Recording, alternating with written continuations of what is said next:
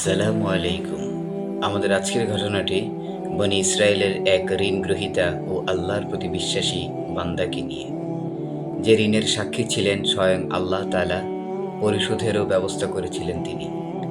যে ব্যক্তি নিজের চিন্তা ও কর্মে মহান আল্লাহর উপর পূর্ণ আস্থা রাখে, তার জন্য আল্লাহই যথেষ্ট।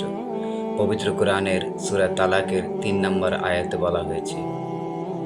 ঘটনাটি সহিহ হাদিস থেকে বর্ণিত। হযরত আবু হুরায়রা রাদিয়াল্লাহু তাআলা আনহুর বরাতে এই হাদিসটি বর্ণিত আছে। তিনি নবী করিম সাল্লাল্লাহু আলাইহি সাল্লামের কাছে উক্ত ঘটনাটি শুনেছেন। বনী ইসরায়েলের এক লোক অন্য এক লোকের কাছে ১,০০০ দিনার ঋণ চাইল। তখন সে ঋণদাতা বলল, কয়েকজন সাক্ষী আনো, আমি তাদের সাক্ষী রাখব। সে বলল, সাক্ষী হিসাবে আল্লাহই যথেষ্ট।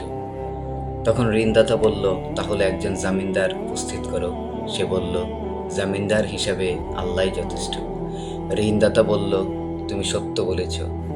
এরপর নির্ধারিত সময়ে তাকে ১,০০০ দিনার দিয়ে দিল। তারপর ঋণ গ্রহীতা সমুদ্রে সফরে বের হলো।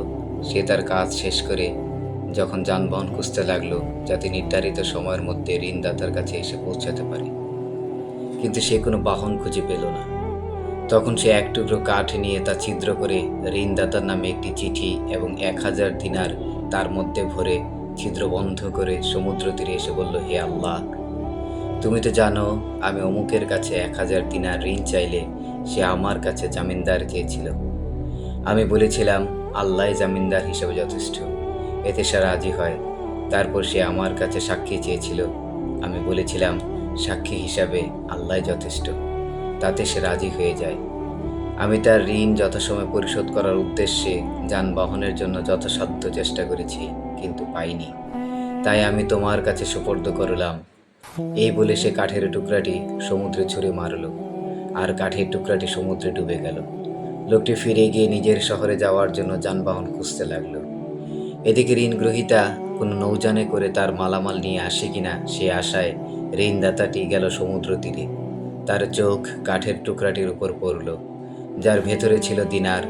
সে কাঠের টুকরাটি তার পরিবারের জ্বালানি হিসেবে বাড়িতে নিয়ে গেল। কাঠটি চেরার পর সে দিনার আর চিঠিটি পেয়ে গেল। কিছুদিন পর ঋণগ্রহীতা ১,০০০ দিনার নিয়ে হাজির হলো। বলল, আল্লাহর কসম, আমি আপনার দিনার যথাসময়ে পৌঁছে দেওয়ার জন্য যানবাহনের খোঁজে ছিলাম, কিন্তু আমি এই যে এখন নৌযানে করে এলাম, এর আগে আর কোনো নৌযান পাইনি। ঋণদাতা বলল, তুমি কি আমার কাছে কিছু পাঠিয়েছিলে?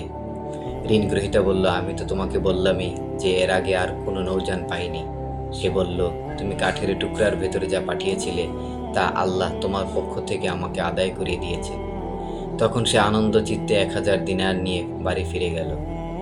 ঘটনাটি সহিহ বুখারীর হাদিস নাম্বার ২,২৯১ নম্বরে আছে। প্রিয় দর্শক, যে ব্যক্তি আল্লাহর উপর তাওয়াক্কুল করে, আল্লাহই তার জন্য যথেষ্ট হয়ে যায়। উক্ত ঘটনাটি আমরা সে আল্লাহর প্রতি বিশ্বাসী এক বান্দার এবং আল্লাহকে বিশ্বাসী এক বান্দার